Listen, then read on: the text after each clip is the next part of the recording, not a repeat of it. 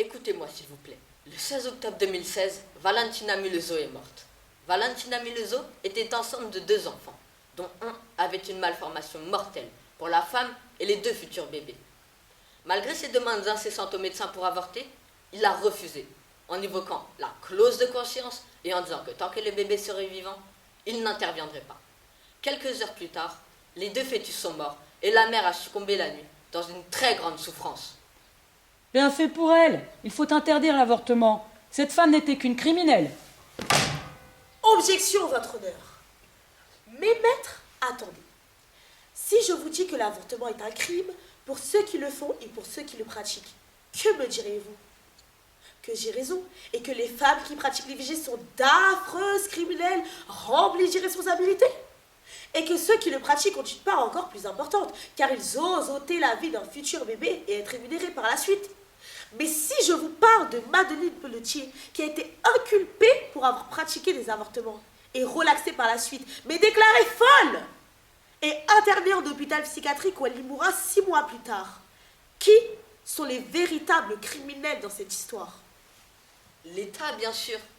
De plus, en 1920, l'Assemblée nationale vote une loi interdisant la contraception et l'avortement, qui sera par la suite renforcée.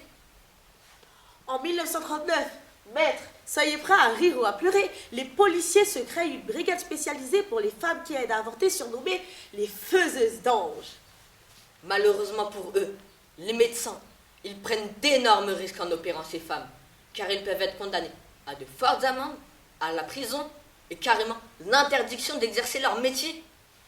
Et qui sera par la suite condamné de peine de mort en 1942. C'est infâme. Simone Veil, grande personnalité puis qui s'est battue pour les droits à l'indépendance des femmes, fait légaliser l'avortement en 1975. Cette loi sera surnommée la loi Veil.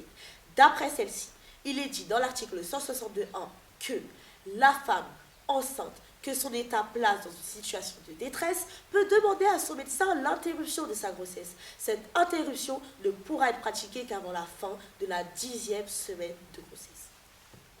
Tant mieux pour la France, mais dans certains pays, tels que le Sénégal, le Gabon, la République démocratique du Congo, la plupart des pays d'Asie, avorter est interdit au Vatican et à Saint-Marie et Malte, alors que c'est un pays de l'Union européenne.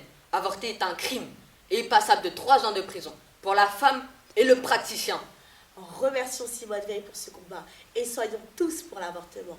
Et pensons aux femmes.